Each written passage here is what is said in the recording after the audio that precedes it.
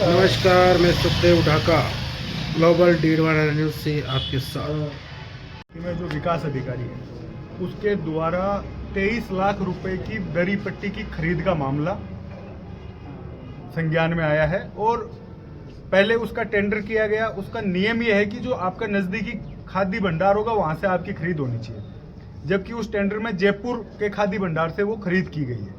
और अब चूंकि जब जो भास्कर का स्टिंग हुआ उसमें जिस तरीके से ये दरी पट्टी का भ्रष्टाचार खुला, उसके बाद विकास अधिकारी आनंद फानन में अब सरपंचों पे ये दबाव बना रही है कि तुम 60-60 हजार रुपए का बिल दो ताकि उसको ये छिपाया जा सके।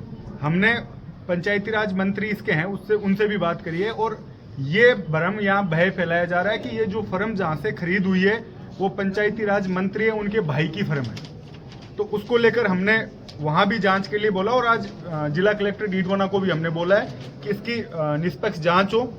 मुझे लगता है कि जो 23 लाख की दरी पट्टी खरीद करी है उसमें 14-15 लाख रुपए का खुला भ्रष्टाचार गबन विकास अधिकारी द्वारा किया गया है। उसकी जांच की हमने मांग की है।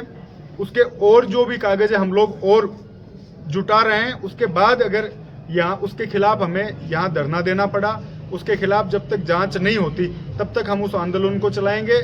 पंचायती राज मंत्री द्वारा भी 26 तारीख तक हमें समय दिया गया है कि हम आके इसकी जांच करवा के और 26 तारीख को आपको बताएंगे। आज जिला कलेक्टर को भी हमने दिया है। जिस तरीके से खुला भ्रष्टाचार हो रहा है और सरपंचों पे दबाव बनाया जा रहा है, जो काम सरपंचों द्वारा कर दिए गए उनमें कमीशन मांगकर उनका पैसा नहीं डाला जा रहा।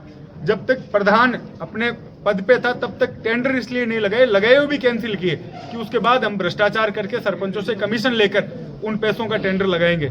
लेकिन जब तक हम लोग सचेत हैं हम इनको भ्रष्टाचार करने नहीं देंगे और जिसने भी भ्रष्टाचार किया है उसको उसका भुगतान करना पड़ेगा, अपनी नौकरी से करना पड़ेगा, अपने पद से करना पड़ेगा।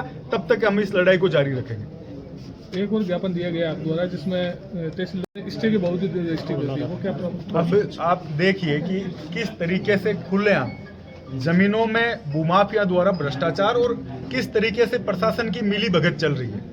एक लाडनू विधानसभा का सुदरासन गांव है, उसमें जमीन है, उस पर कोर्ट का स्टे है, लेकिन उस स्टे को नहीं मानते हुए तहसीलदार मोलासर द्वारा भूमाफियों की मिली भगत करके और 2 बीघा जमीन की रजिस्ट्री कर दी गई। आज वो किसान अभी आप लोगों के सामने थे जिसके पास पहनने के कपड़े नहीं है, जो गरीब आदमी है, उसको भूमाफिया द्वारा गाड़ियां रात को उनके घर पर ले जाकर उनके खेत में उनको धमकाया जा रहा है। उसका हमने जिला कलेक्टर के संज्ञान में इससे पहले भी ज्ञापन दिया था, आज भी हमने बात करी है। कलेक्टर साहब ने मोलासर तहसीलदार को फोन करके कहा कि अगर रजिस्ट्री गलत की है तो तुरंत उसको आप रिजेक्ट करें, अगर नहीं किया तो हम उस तहसीलदार के खिलाफ कोर्ट जाना पड़े, सरकार के पास जाना पड़े।